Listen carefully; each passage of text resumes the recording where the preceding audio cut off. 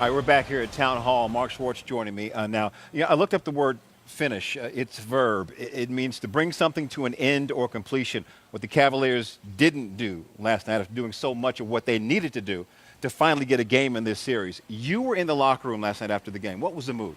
Fatigue, demoralized, just beaten up. You know, just kind of understanding that this team, no matter what we do, whether we play well, whether we don't play well, they have more than we do. LeBron basically, it was a capitulation, I think, after the game saying, you know, this juggernaut of Golden State has more firepower than anything I've ever faced in my career. But the most indelible image for me was just the heartbroken look on Kyle Korver's face. A 14-year NBA path to this moment. He lives and he dreams of this moment. He had the ball in his hands on a great LeBron pass in the left corner. That's his favorite shot on the court. When it left his hands, he thought it was going in. He says he's going to replay that shot for a long, long time.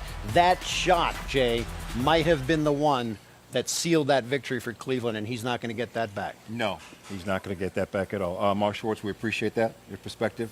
Thank you much. Up 4 with just over a minute to play last night. Tough pill to swallow for LeBron James. For more on Game 3, let's send it back to Kevin and Lindsay in Bristol. Thank you, Jay Harris. Thank you so much here. Sorry, I didn't mean to. No. I heard him say my name. Gotcha, That's all. For much more, let's bring in Tim Legler as well as Ryan Russillo. All right, let's go to this situation here because we saw this a year ago, and here's the big difference. Shot doesn't go in, right? Kyrie had that play and that isolation, had the chance to go in, decides, I want to do something else. A year ago, it goes in. Show me the difference. Yeah, it's more than just make or miss. I think he contributed to why he made it last year, why he didn't this year. It's a very unique decision that he made last night. I don't know why he made it, because he could have gone in a different direction. And we'll start by looking at last year, okay, and some eerie similarities here, okay. First thing is this. We got a tie score. We got a minute to go. Okay, let's set the stage. The next thing is this. He's got Klay Thompson on him right here, 6'7". He's got Steph Curry right here. That's J.R. Smith that he's guarding. So Kyrie Irving says, I'd rather operate against Steph. So what does he do? He waits. And here comes JR. Now, JR is going to come over here. He's going to set this screen, take Kyrie over to that ISO wing area. That automatically forces the switch to get Steph Curry on him. In addition to that, Richard Jefferson clears out. He takes Harrison Barnes with him. So he's got the entire right side of the floor operating now against a 6'4" player. Now, he waits, lets the traffic clear. He gets into this rocker step dribble, and then here's the big thing right here, okay? Steph Curry goes up to contest. Well, Kyrie Irving is up above that. He's above that. So now he's got a shot that he feels comfortable with before he even takes it, because he knows Steph can't get there, and he makes the shot. Now, let's go to last night. Some similar situations here. He's got Klay Thompson on him, 6'7". Here's Steph Curry.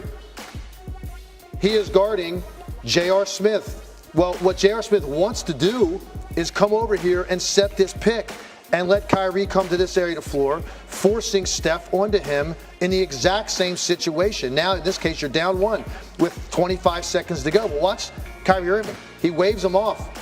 No, go back over there. And now you're operating against one of the best perimeter defenders in the league, 6'7", almost gets him there. Now when he goes up, Klay Thompson is contesting at a level that Steph Curry can't. And at this point in the game, Kyrie Irving had been beating them up by getting to the rim all night long. He had to be a little bit fatigued, but more importantly, he operated against a defender much more equipped to contest that shot. So I don't know why Kyrie didn't want that switch. Like, he should have been thinking that from the time the ball was in his hands. Like, where is he? Oh, Steph, yeah, JR, come on. I want to operate against this guy. He took 13 dribbles on that play before he shot the basketball against Klay Thompson because he couldn't get the space that he wanted. He just was in a comfort zone against a smaller defender that I don't know why he didn't go back there. And that's not the only possession I thought that they really didn't manage right. The one before that, when LeBron had the ISO against Draymond, he had the entire right lane to drive it against a guy with 5 fouls. And he elected not to take that, took it back to the middle, and then at that point he made the right pass because it got congested. But he had a wide open lane against a Draymond Green with 5 fouls, and Kevin Durant, the only thing back there. If you're LeBron James, I just think that the play was take the driving lane, try to put your shoulder into Durant if he tries to meet you at the rim and overpower him, and try to take it yourself. He elected to go to the middle. Now Korver gets the shot. It's contested. He misses it. Those two possessions cost Cleveland a chance, I think, to make this a series. That's sort of exactly what Stu Gatz was saying. Ryan, so they were up 4. You agree with Stu Gatz. That's great. Oh, man. Well, that's the measuring stick, isn't it? Yes, no, I mean, I feel validated as an analyst. Especially if You're you're right, Tim, you're right, because that's what he believes. So well done. They were up 4 with a minute left, Ryan. So how do you, your perception on how they blew it? Well, I hate to be with everybody. Like, there's a reason why we're all agreeing here, because I thought the other play with the Korver miss, it's, again, them trying to attack Steph. And I remember Legs and I talking on my radio show, we were shocked at how bad Golden State was getting into bad switches. They were inviting awful switches where Steph could just get abused, even at times that they could recover. But on this play, they tried to get into Steph again. They had all these staggered screens. All of these guys talk. They didn't get LeBron onto Steph. Steph found his way back down in the corner, avoids a screen, gets a contest against Korver, where it's still a great shot. Like, all of your Korver jokes today, they're bad jokes. They're all bad jokes because that's a great shot. So I don't have a problem with the pass. It's very clear that Golden State, though, defensively was more prepared to close a close game than they were when they started blowing those games last year. My only thing with, is it a good shot for Kyle Korver? Yeah, he's one of the best shooters in the league. Yeah, I wish, when I played, I wish I had that shot. I'm confident I'm going to make it. Problem is, it's different when you look at other scenarios, like historically. Well, Michael Jordan kicked it out to Paxson and Kerr because it dictated that that was the right play. LeBron James had a driving lane. Draymond Green at one point even lunged at the ball. He was off balance with this entire right side of the floor open for the best player in the world. And he was getting calls. Go, put your head down and get to the rim. I just think it's one thing if they're shading that side and you're forcing him to traffic. Then I go, okay, where's he supposed to go? No, Draymond Green's feet were turned to give LeBron to his strong hand. So the play there is to beat him off the dribble and go attack the rim and try to force the officials to make a call or finish yourself, because I think Draymond's not going to touch him.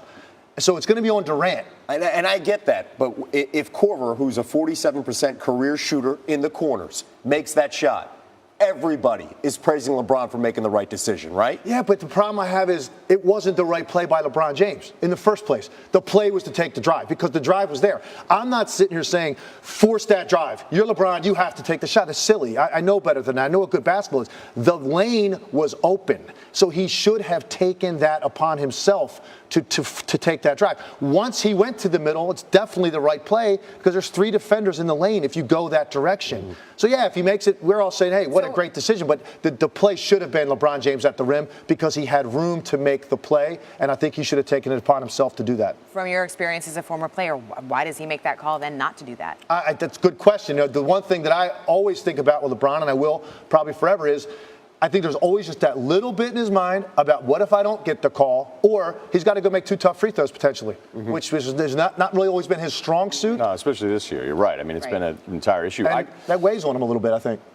I think that play is so ingrained in every playmaker's head, though, that corner 3, that you're even surprised when a guy like Curry reads it right. Like, I cannot overestimate how important Curry's read to avoid the back screen there, to turn back around and even get a hand up. Most guys don't contest it. They get caught on the help. They get, and the next thing you know, you're trying to get back in the corner. So I'm thinking LeBron. Like, I'm not disagreeing with you here because when both teams went small last night, it was advantage Cleveland. Once Golden State went small, Cleveland was not afraid to continue to attack the rim. So I can understand you looking at it there going like, well, where was it now when you needed it the most? I've just seen that play so many times where that is the right read, and I think Curry did a really good job. One last point on that, if I can. And one thing about Kyle Korver, if you look at it again, one thing he didn't do right there, he drifted further to the corner, which is the only place that Steph Curry could have gotten to, because he did get bumped a little bit on the screen. If Korver comes up out of the corner, even 5 to 8 feet, up toward the wing, which is a read that I would have made in that situation if I was a shooter in the corner. When I see my guy down pinned on the baseline and the drive is coming this way, I'm floating up to separate myself from my defender as much as I can. It's a clean look. Because Curry did still get a contest on that shot. Makeable shot. But I thought Korver didn't necessarily find the best pocket to give him a chance to have a more uncontested shot.